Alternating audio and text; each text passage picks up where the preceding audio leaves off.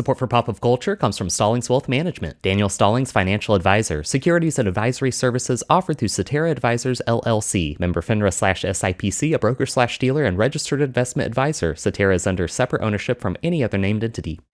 Support for Pop of Culture comes from Stallings Wealth Management, the Innovation Connector, and from you. With state and federal money eliminated, you are the difference in keeping local programming on the air at IPR. Become a member today at indianapublicradio.org.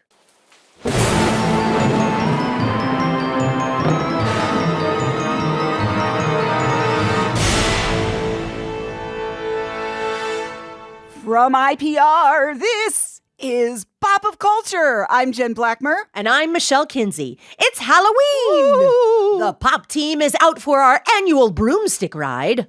So this week, we are listening back to some of our favorite spooky interviews. Coming up, music to set the mood. But first, a local artist whose, frankly, frightening creations are in demand internationally. Joining me to talk about all things spooky is Brian Blair, a Muncie artist who is the creator of the Scarevania Haunt and owner of Pumpkin Pulp, an art studio that specializes in Halloween masks and props that are used by haunts, movie producers, and lovers of all things creepy worldwide. Brian, thanks for joining us. Thanks for having me. So let's start with your history, your evolution when it comes to art in Muncie. How did it all begin for you? Well, I guess I'd say it all started when I was a kid watching Sammy Terry. Why am I not surprised by that? Late night horror movies as a kid. And I just kind of grew into a love of all things spooky. And I always had that. And I ended up going to Ball State and actually got a degree in graphic design. So I was going to play the safe route. But I like to get my hands dirty. Yes. And sitting at a desk all day wasn't quite what I wanted to do. And I didn't know I could really make a living at doing spooky stuff. But it just took off. So I'm very fortunate. What was the first kind of in that genre, in that realm of spooky that you did? It kind of started with, I did Scarevania Haunt. Yeah. And I didn't have a big budget, really no budget back then. So I decided, hey, I'm going to make my own masks and stuff. And so I made some masks. And I put them online, and I started getting immediately other haunts contact me going, hey, we want this. How much? Which kind of came at a point in my life. It was like a really bad time. Like we lost pretty much everything, and I didn't even know what the next step was going to be. But this was just happened at the right time. And Pumpkin Pulp was born, and it just took off like a rocket. So I was very fortunate. So it kind of sits back. Yep. Scarevania sits back on kind of a gravelly road. You definitely know if you're paying attention on the outside, especially now in the last few years or so. You could definitely tell that spooky things are going on in that building. Yeah. Yeah, it's pretty cool. Like I said, we bought that building and it turned it into Pumpkin Pulp and Scarevania, and everything was great. Pumpkin Pulp just kept growing, but it got to the COVID times hit, and it kind of changed everything with the haunt. So we closed the haunt down, and I just focused on Pumpkin Pulp. So we did that for a few years, and then I had a guy that works for me was begging me to bring the haunt back, and I thought, you know what? I do miss it. Yeah. Yeah. So, and we were in a better spot. So I had more help and a staff now. So that definitely changed everything. Yes. So yeah, we brought Scarevania back. And there are a lot of community members that participate in it as well. You hire a lot of local actors to don the masks and be scary. Exactly. And that's one of the things too. It's like nobody filled the void when we were gone. So I was like, you know what? I was like, Muncie needs something spooky again, something to do at Halloween time. So I think the community absolutely loved it. We brought it back last year. Yes. And it was really about just getting people out, having a good time on Halloween. Yeah. Let's talk a little bit about Pumpkin Pulp, because that has really exploded. Talk about kind of how it started, when it started, and what it is today, and the work that it's taken to get it here. Yeah. Yeah, it like I said, it started kind of back when we started the haunt. I started making masks. Did some trade shows with it after that, and it just started growing. And we started getting. We now supply like all the big haunts in the industry. Most of the amusement parks buy our stuff now, so it's exploded big time. Which I have a whole staff helping me now. Thank goodness. Yes. But it's crazy to see. And like we have stores wanting to carry our stuff now. So we have stuff in stores and as far as like Australia, Germany, the UK is a big market for us. We do a lot of stores here in the US, like New York City, Abracadabras carries our stuff. Wow. So it's kind of crazy. Yeah. And when we say, and I don't know how you can describe this for listeners, but when you think of these are not the masks No. that, like, let's say we had when we were children, or even, I mean, these are incredibly detailed masks. Talk a little bit about the process. How we make every, like I sculpt the one that sculpts everything for the company. From that, we make molds from it. And most of the mask designs come with they are highly detailed. They're very dark, I would say. One of the things that we stand out from other mask companies, I wanted to make it gritty. I wanted it to look like some psycho made these masks. So everything has a really gritty look to it and dirty and grimy. And it just, everybody loves it when they sees it. And you kind of know you're looking at a pumpkin pulp mask when you see it. Yes. So you're not going to find it in any of the big box stores kind of thing. It's more of a, I would like to say almost underground, but we're not even underground anymore. No, but very unique. Yeah, we started the underground, but now it's kind of blowing up. So, well, tell me how that makes you feel as an artist, Brian, to go from this sculpture that you've tinkered with, you've got it where you want it, and then you're seeing it end up in stores in Australia and the UK. How does that feel as an artist to see that happen for you? It's incredibly rewarding. And to see people get so excited about pumpkin pulp when they see the stuff. And, it's neat when I do the shows and kids are coming up and they're buying it because I remember being that kid. Yeah. So, it's an honor. And it's, like I said, I watch some of when they do the Halloween shows on the Travel Channel. It's kind of neat because I sit there and go, well, that's ours, that's ours, that's ours. So it's neat, to see all that. And films are using them now. Yeah, so you've had some films We've use got the masks? some films starting to pick our stuff up. I'm actually working on some stuff right now. So hopefully getting in some bigger films maybe. So I can't talk about that. Okay. But it's coming. But yeah, it's coming. Brian, you've lived in Muncie a long time, and considering the success of your business, you could have picked it all up and left and gone somewhere else to these bigger haunt areas, California, New York, those areas. Why is it important for you to stay in Muncie and do this here in our own backyard? I'm originally from Indianapolis, but went to Ball State, and I don't know. I just kind of like Muncie. It's more low key. Now when I go to Indy, it's like, oh my gosh, there's too many people. Yeah. So I like Muncie, and I love it here. Everybody always said you need to go to Hollywood. You need to go to Hollywood, but it's a whole different game. What people don't understand when you go to Hollywood and you're doing stuff for like movies and things like that. It's cool, but you're playing by their rules. You have to do what they want to do. Yes. And here, I'm the boss. I get to say what I want to do. And they have to come to you. Exactly. They're coming to Muncie. Exactly. And things are different now because, with all the internet and all this stuff, it doesn't matter where you live anymore. That's true. I can next day ship anything anywhere. So it's a whole different game. Yeah. Well, it's a game you're killing. So this has to be your favorite month, October. Oh, yeah. But not many people get to live Halloween 365 days a year like you do, Brian. No. And that's what, it's funny because everybody always asks me, it's like, will you do this year round? And I'm like, yeah. It's like, it's gotten to the point now, it's like November 1st, I'm kind of like the mayor on Night Before Christmas. Only have 365 more days till Halloween.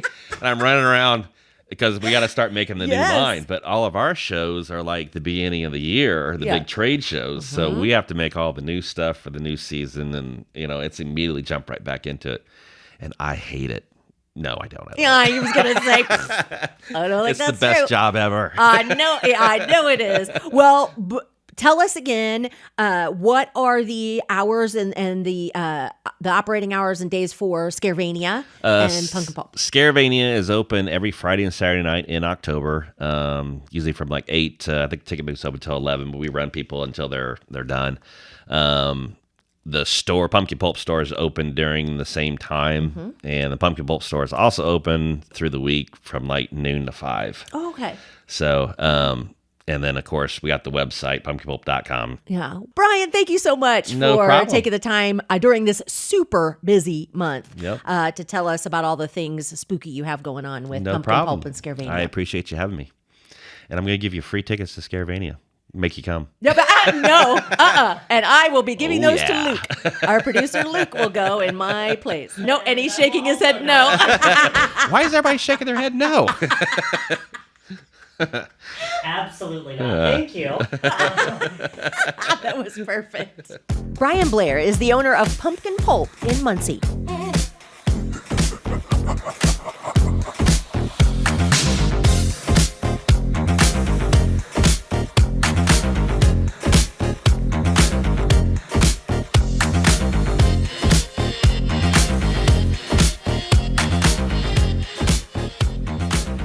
On Halloween, it's Pop of Culture. I'm Michelle Kinsey. We're listening back to some scary good interviews this week. And earlier this year, we spoke with doom metal band Void King. They had just released a new album. Let's get a taste.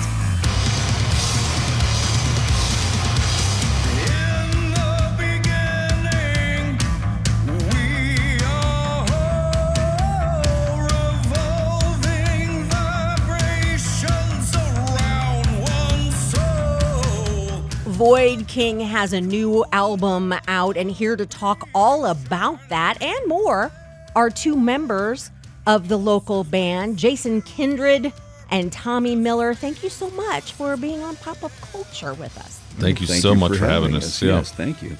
Well, I suppose we should start here. Your band has been described as doom metal. There may be one person listening right now who may not know what that is. Sure. So Yeah. describe the music that you do. Sure. So doom metal, lots of times will be described as music that's a little slower in pace. If you imagine slowing Black Sabbath down a little bit and adding either screamy type vocals, or they call me a doom crooner, because I actually sing. You do. I Yes. used my Quite Southern well. Baptist church upbringing in the choir for that. Yep. And so doom metal is a slower, for the most part, heavy music with varied vocals, usually blues based or metal based in one way or another. That's Yeah, right. I was just gonna say super. Like to me, it's super emotional. Indeed, very like you emotional. Can't, yeah, you can't listen to it without feeling some things. We and hope- especially we hope through that's the the case, lyrics. Yeah.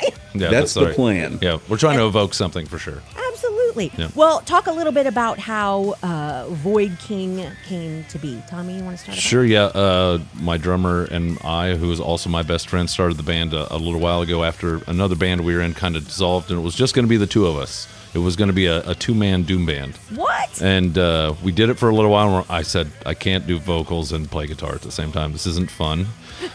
So we actually recruited Jason he was in another band at the time. Yeah. And we had another bass player who was with us for a couple months, and then I ended up getting my brother to play bass for us. So it literally is me, my best friend, my brother, and Jay, who I've known since high school. So Oh, nice. it really is it's different from any other band I've been in, where it's kind of like a collection of musicians you find and jive with and jam with. But these are sincerely my friends and literally my family. So Oh, that's very cool. Talk about those first moments together when everybody was together. You're working some stuff out. Describe that feeling when you knew, ooh, we have something. Yeah. This is it. It was an immediate click.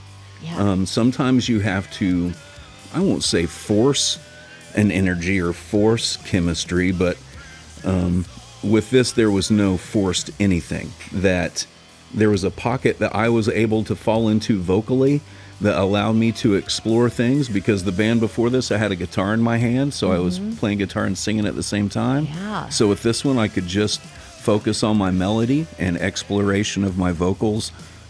It gave me a vehicle that I hadn't had before. So as far as like the first time that we got together in a room and it felt good, it literally was the very first time we were all in the room. And I was making up, improving lyrics over top of their riffs just to get melodies started. It was literally perfect from the rip. Wow. So what is the writing process like for the band? It really depends on the tune. We do a variety of things. So this last record is a concept record, and it's an idea I came up with in the middle of a night terror. I kind of took it with me.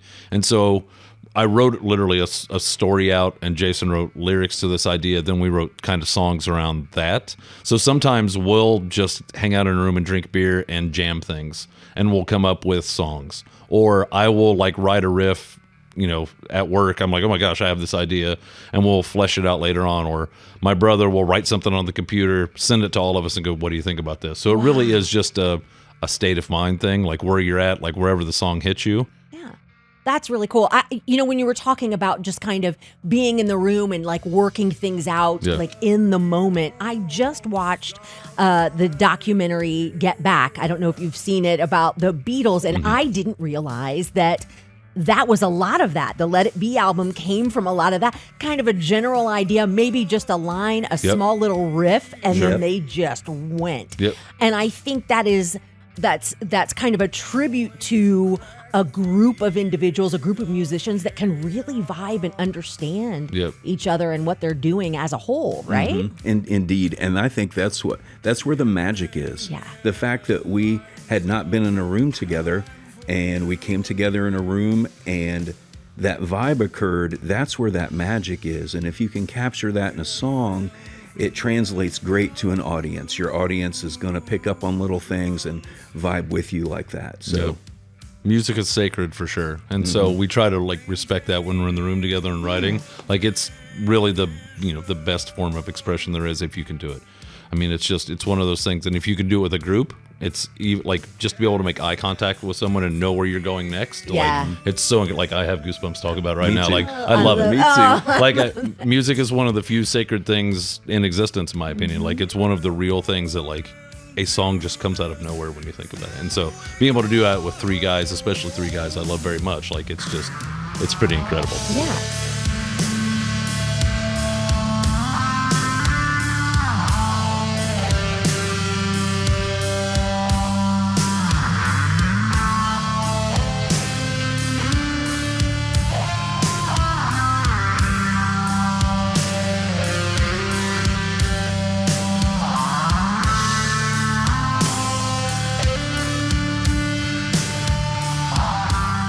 Getting one song out is amazing. Getting an album out, awesome.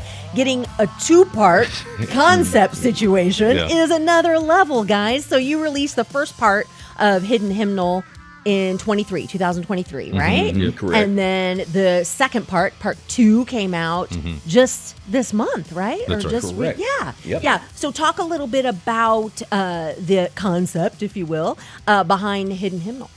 Okay, so the first part of the record is basically what I would call radio-friendly hits, even though some of them are too long for the radio for the most part. Those are the ones that are, small little concepts in and of themselves. One of the songs is about my high blood pressure. We've got a song about delivering the mail. There's a song about Tommy saving a bird and nursing it back to health and it flying. And those are little encapsulated stories.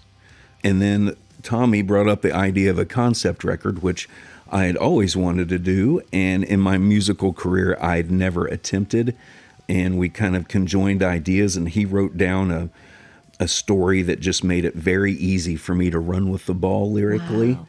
And the whole idea is I don't know if you listen to Neil deGrasse Tyson and the but just it's kind of loosely based on string theory. Yeah. But in the actually understanding how, this is not what I in the night terror I had was understanding how the universe actually worked and being overcome by that sense of weight. Finally understanding how all of that works. Wow. It sounds weird when I say it. There are, that kind of thing is really inspirational to me, taking those awful moments, which, thank God it's a gift, I guess, a little bit, and be able to translate that into art and have help doing so. You know what I mean? Yeah. I mean, concept album. That is not something you hear about very often anymore, right? It's People not. are kind of like shoving, singles out All there about singles, and just, yeah. right? Yeah. So talk about the challenge of putting together a cohesive concept. Yeah, album. we even said in our press release, this is to be consumed in one piece. Like, please don't listen to it, like, try to jump in the middle. You totally can. The songs stand on their own, but it doesn't make sense by himself. Right. You know what I mean? After a first listen, Specific- you Yeah, can jump in totally, different yeah. pieces, but Lyrically. start to finish. Yeah, from- but we asked the reviewers and people like checking it out specifically the first time, like, hey, I know it's like 43 minutes of music. It's only 5 songs technically, and it's weighty and it's thick. But we spent a lot of time putting these together and like thinking about the track order and all that stuff. So it's an interesting thing because you're not just writing songs. You're thinking about, okay, well, this one needs to flow into that one, and lyrically he's talking about different things, and we're progressing down the storyline. So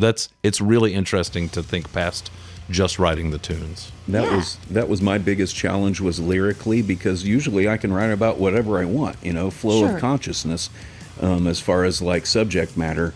But this time I had a focus drive where Tommy wrote chunks of each movement, what he conceptualized them as, and then I had to just basically take that and expand on that verbiage and try to make sure I'm staying cohesive to the thought process, to where at the end it still makes sense. And I'd never had that challenge before, and I very much enjoyed that challenge, and I'm very happy with the way it turned out. For sure. Nice. Talk about exposing yourself lyrically, to talk about deeply personal things on an album. Is that difficult? Is it kind of freeing in a way? Yes. I mean, talk a little bit about that process. It's very cathartic. Yeah. Definitely, it's my type of therapy, Yes. to get that out there. All throughout my college career, you have to give speeches, and in front of employers and things, you have to give speeches. And like, I could get up in front of a room full of people that I either know deeply or barely know, and sing at the top of my lungs about my most deepest, intimate moments. But I can't get up in front of someone and give a speech about something mundane. It's just my flow of things. I have no problem getting that out of my system, because once again, that's what music is for, and it's to exercise those negative thoughts in you that you need to kind of push out. So a lot of people look at our music inspirationally because they do feel as if they too can push out some of those negative moments while they're listening to it. And when I get a response like that from someone, it's always very special that I help, lyrically, or we as a band help them through something that they were struggling with. It's very cool. Yeah. Tell me a little more about that. Tell me about instances where, someone has said your music has helped, this story has helped, this, you getting those emotions out it has helped me in one way or another. Yeah, we have a friend, Luke. He's our friend. I mean, I think he's bought everything we've ever put out and whatever, but he actually proposed to his partner one of our shows in Kansas. Yeah. And he is connected on the lyrics. The way he takes the lyrics is not how we meant them, and he knows it. But he's like, those words mean something to me every time I hear it, and has gotten me through times where like he literally picked up and moved his life from Kansas all the way out to Maine. Didn't know anybody. He's like, honestly, Void King inspired me to do that. I was like, that's the wackiest thing I've ever heard. Like, lifting, like uprooting his whole life and moving out there. Such a good guy, by the way. He's the best. But Yeah. Well, how does that make you feel to know that your music is having such an impact? It's humbling. Yeah. I mean, it is. To think of it any other way, it's very humbling that people can take words I've written or vibes that we've created musically and let that sink into them. I think that's an intimate thing. I think it's a really cool thing. So if it's moved someone like Luke or our friend Melissa, we have multiple friends that say, this specific song, when I listen to it, it's either a distraction from the outside world or it helps me get through the pain I'm experiencing. And it's always super humbling to hear that. Like it's a very special thing, for sure. Trying to patch and mend the fabric of time. All past crashing into one. Forcing release equals a megaton.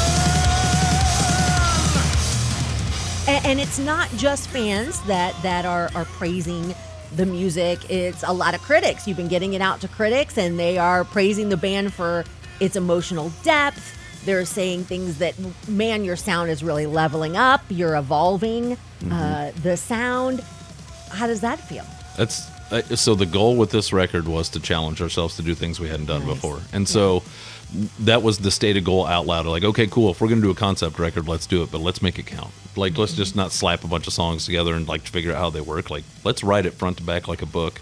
Let's challenge ourselves. Like, okay, I'm writing this thing in 4/4 typically. Like, hold on, let's change the time signature. Or like, let's put it in a different key we normally play in. Or let's write a solo that took me way too long to write and that I'm not typically a shredding guitar player. Still not that, but to challenge myself to do that. Or my drummer like starts 2 songs and he is. I mean, it's nobody in our genre is doing that kind of stuff. So it's really neat to, and we were actually having that conversation on the way here, which is like it or hate it, that's cool, but everyone has acknowledged like your sound is better, like you're more mature, you're better musicians. Like hearing that is, I wouldn't even say gratifying. I'm just like kind of high-fiving everybody in the band. Like I'm just proud of them for like pushing each other to do that. So it was really cool. Nice. Well, that brings me to the live show. So in the live show, are you doing the album front to back, start to finish? What has the approach been? I know you recently had an album release at the Piano Bar in Muncie that was a huge success. So talk a little bit about, how do you approach a show with a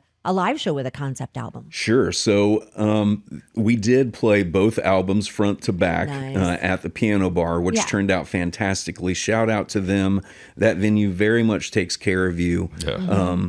The sound was amazing. Everyone had a great time. There was a big door count. They've already asked us back. So nice. So on that level, it was great. But yeah, we played both albums front to back with the Prairie Creek Sirens performing in between as a beautiful palate cleanser in between there. Give everybody's ears a break for a minute. Indeed. So, harp will do that. Yeah. So little harp, that's love cleanse it. the palate. Yeah. So yeah, moving forward as a unit, I think that the concept record will be performed in its entirety. We will probably have to decide some nights, like, because we only have a certain amount of time when it comes to sets. When you play doom music, doom metal, stoner doom, whatever, your set time is usually an hour or less, between 45 minutes to an hour typically. So we have to be cognizant of time, but at the same time, that concept record, like Tommy said, it needs to exist in its entirety. And to jump into playing a song from that right in the middle of everything might feel awkward. It's something we haven't approached yet because it is such a new record. So in the future, I'm sure we may do it both ways to see what feels the best. I think performing the entire thing in its entirety makes sense, maybe with a couple of older songs before or older song after or something like that. Yeah. But at the same time, that record deserves to live as a piece, a piece of movements. So. Absolutely. Well, Jason, you may not be behind a guitar anymore. When you hit the stage, you're kind of behind a pulpit, right? I am. Yes, I am. So describe what a Void King experience live is like. Sure. So that pulpit actually came from the church I used to go to when I was a kid. Yeah. My daughter was helping my mom clean out the basement, and she said, "Dad, we have Reverend Fraley's old pulpit here. Would you like it?" And I said, "Indeed I do," because I remember watching him get so fervent with messages, he would pound his Bible on there and pages would fly out. It was a very brimstone style of service. So moving forward, I've completely integrated that into our live set. We kind of go down that cult leader vibe a little bit. We all wear the same black and white Nikes that the Heaven's Gate folks wore.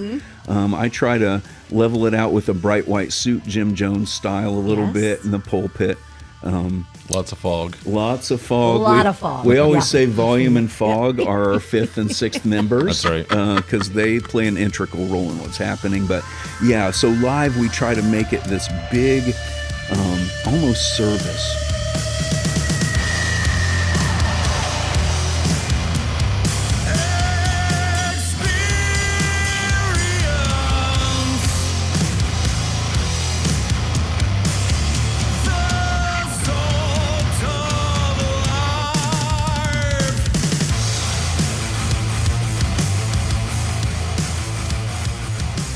I slip into kind of a Southern Baptist feel where I thought when we were touring in the South, that might get not taken the best, but they loved it. Everyone said how much they connected with it. No one said, oh, you're being fake or anything like that. So, but yeah, so that's what the experience is. We try to think of it like a service. So when we're done playing a set, I want everyone in the crowd to be like, whoa, you know, like, we needed that. We needed to get that out. Yeah, so. we just experienced something Indeed, that we haven't seen before, Yep. right? Right. So what's next for Void King? What are your plans coming up? Are you hitting the road? What's the deal? Well, so we have recently signed to Argonaut Records, which is in Italy. And Well, you buried the lead. Thank you. Congratulations. Yeah, totally. We the goal is to go over next year and they have a festival for all the bands that they have on their label and go over there and do Europe again. We got to do Europe in fall of 2017, and it's something we want to do again. Honestly, it was the 3 best weeks of our collective lives, and we would really like to go and do that again. We've toured the States several times in the Midwest, but honestly, Europe is just, they still live for rock and roll and metal, and so it's a different thing. But short term, I'm about to have a child. Thank you. And then we're going to try to play, we're playing a big van festival out at the Water Bowl, and so we do a lot of local stuff, but we do a lot of regional things too. We like to do, anything 3 hours from here is pretty great. Like, that's the one great thing about being in Indiana is, we can be in Chicago and Columbus and Louisville and Cincinnati, and all those places have great rock scenes. So shout out to Louisville especially. Yeah, Louisville's rock and roll That's kind of our second awesome. hometown. That place is great. Yeah, it's great. So if people want to hear Void King, where can they go to listen to your stuff? Name it. So Spot really. We've made sure to all the spread it places. out. Yeah. Indeed. So Yes, if, indeed. if you check out Bandcamp, if you just Google Void King's Bandcamp, that's where we get the most benefit from you listening. But of course, you can find us on Spotify and YouTube and Apple Music and all of it. We can get you regular old media as well. We have CDs, we'll have vinyl soon, we'll have cassette tapes. I tried to get 8-tracks made, but impossibly expensive to get an 8-track made. Yeah, so Man, I loved my 8-track. Me when too. I was a kid. yeah. I'm looking forward to the smell of our cassette tapes. There's No, something yes, very special about the absolutely. smell of a cassette tape. Yeah. Absolutely. Get those pencils ready. Oh, yeah. you Yes, can make indeed. them- Yeah. Well, guys, thank you so much for coming into the studio. Really appreciate hearing more about Void King, and congratulations on all the success. And I know that there's more to come. So looking forward to seeing what's next for the band. Thank you so much. for the opportunity to have us on. Appreciate that very much. Absolutely.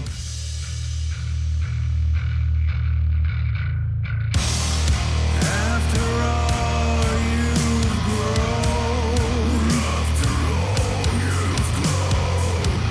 learn lessons from the love. You're listening to the track Expiration from Void King's album The Hidden Hymnal Chapter 2, released in April of this year. Before that, we were talking with bandmates Tommy Miller and Jason Kindred. I'm Michelle Kinsey. And I'm Jen Blackmer. We are, of course, celebrating Halloween on today's show, but it's also the harvest season. So for this week's What Are You Working On?, we thought we'd listen back to our interview with young farmer Riley McDermott. She spoke with Kara DuQuette. My name is Riley McDermott, and I am from Monroe County in Illinois, which is just about 40 minutes away from St. Louis. And it's pretty much a very rural community that also has that urban side since we are so close to the city. Hello, Riley. Thanks for talking with us today. I met Riley McDermott at a farmer's market this summer, and we enjoyed talking with each other. And Yes. yeah, it was so much fun. And Yeah, Kara came up to me at the farmer's market and she was looking at my products. And then when she introduced herself and this opportunity, I was a little surprised. But it's really shown me like how far my business has taken me and how far of a reach I've had. So it's a pretty cool opportunity that I have here. yes, and I'm so happy that you're here to speak with us. Can you tell us specifically what you do? Yeah, so being from Monroe County, I've been connected to agriculture my entire life. I've grown up on a farm and I've always been excited to be an FFA. Ooh. And it's just really my personality really is FFA and agriculture, and it's kind of funny to say that.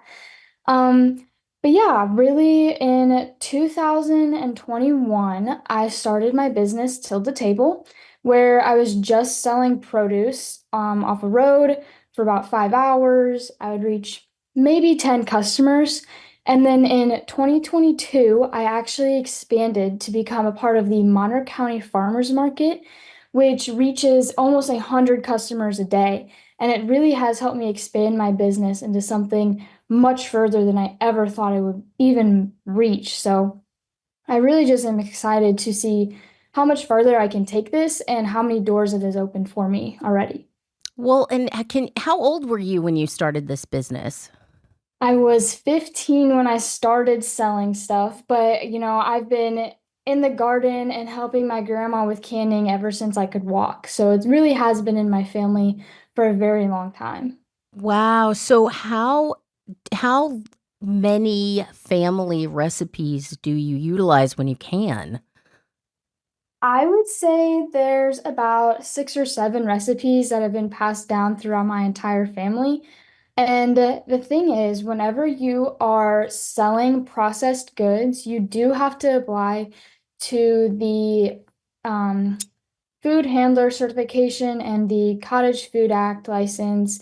And you have to follow those regulations to make sure that what you are producing falls within those food safety guidelines and is safe for you to sell to customers. So I actually got kind of lucky, I guess, my great great grandparents kind of knew what they were doing because my recipes actually did fall underneath those guidelines. And I was extremely excited to be able to share those recipes that so many of my friends and family have loved for years to even more people within my community. But there are definitely some recipes like carrot cake jam that I just found on Pinterest one day and thought I would try it and has turned out to be a big hit for my business.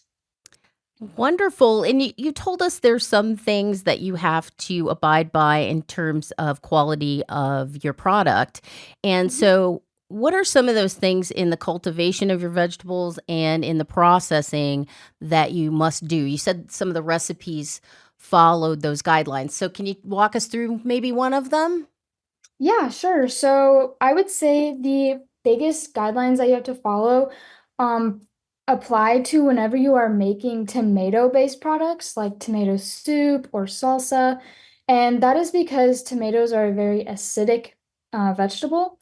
And so they have to follow the pH guidelines. So if your recipe falls under 4.6 pH, then you are good to go because it is um, acidic enough that bacteria won't grow. And so there's definitely a lot of science behind this. It's not just baking and cooking.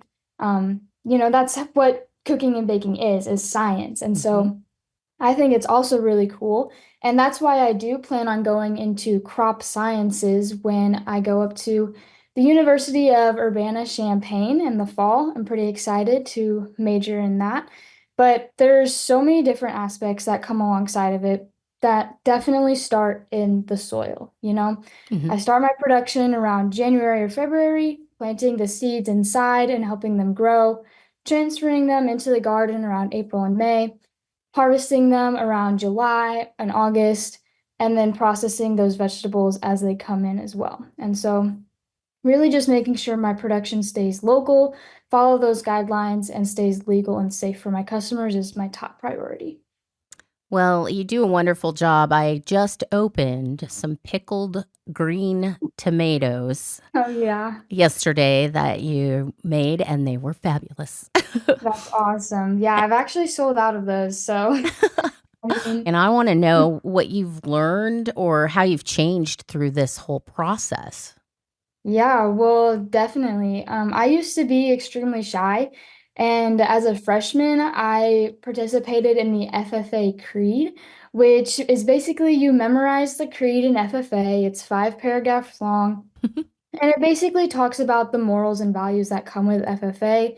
You memorize it, answer some questions about it, and it really helps freshmen um, get into a career or pathway of public speaking and building their confidence. And I definitely think that's where my level of confidence started. And starting this business, having to talk to hundreds of people every week has really helped me break out of my shell, become who I am today, and really opened so many doors for me in the future. I've met so many people. I'm really close with the National FFA president, Thaddeus Bergschneider. He and I are really good friends as well. And so really, this business has brought so much more than just a little bit of money. It's brought me opportunities of a lifetime. That's wonderful. Connections, and it feels like you did a lot more than memorize the creed. Yes, I definitely did. What will you do with the business once you go off to college? Well, a big part of the business does happen during the summertime, so I will be home for that. But during the preparation months of the winter, my family will kind of have to step it up a little bit. So I'm hoping that they will be able to help me with that. And hopefully, I can continue my business throughout my college days. But I definitely do want to see Till the Table continue, as it is something I built from scratch and is something I am extremely proud of. Wonderful. Can you tell everybody where they could see what Till the Table Homegrown Veggies is doing online?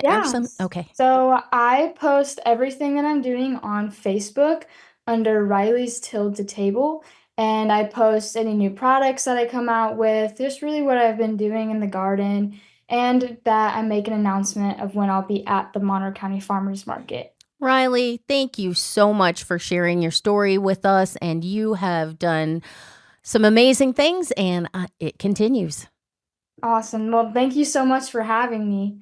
Of course. And yeah, I mean, this is what I do. I love to talk about my business, how I'm connected to agriculture, and it is also something that I'm looking for in my future career, is being able to advocate for agriculture and those who put in the work throughout the industry. That's wonderful. That's needed. So we're glad you're out there advocating.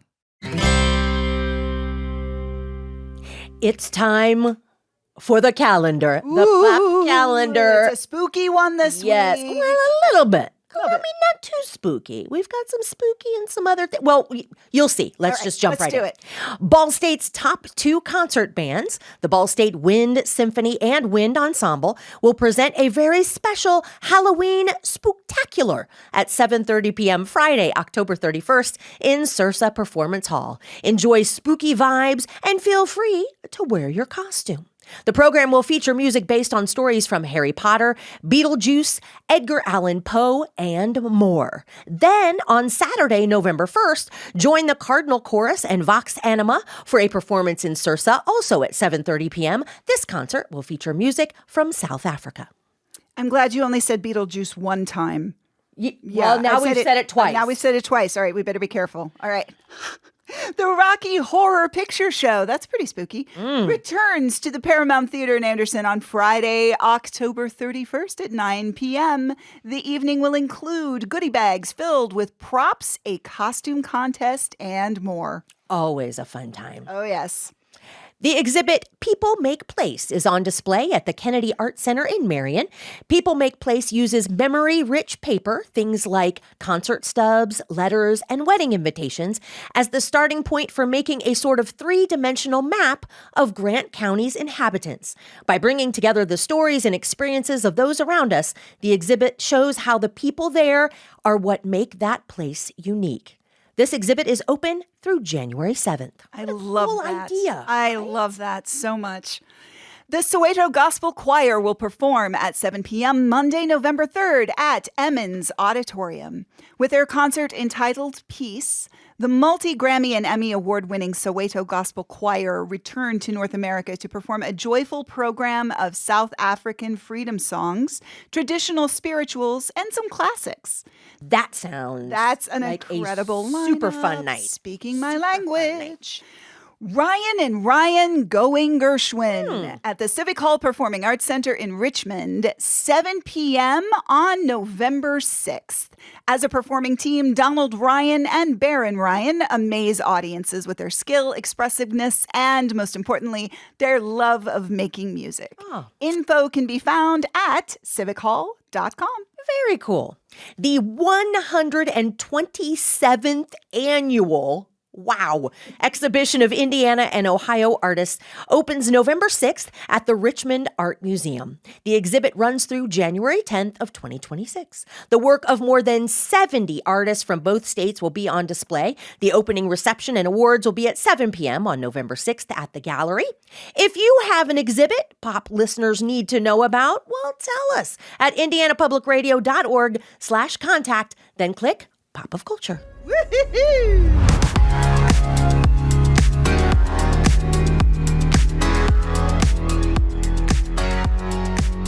Support for Pop of Culture comes from Stallings Wealth Management, the Innovation Connector, and from you. With state and federal money eliminated, you are the difference in keeping local programming on the air at IPR. Become a member today at indianapublicradio.org. And that's our show. Our fact checker and ethics curator is Stephanie Weekman. This week was produced by Luke Jones, and he ain't afraid of no ghosts. Our audio fellow is Maya Doss. Our show was hosted by me, Jen Blackmer. And me, Michelle Kinsey. Pop of Culture is a production from IPR on the campus of Ball State University.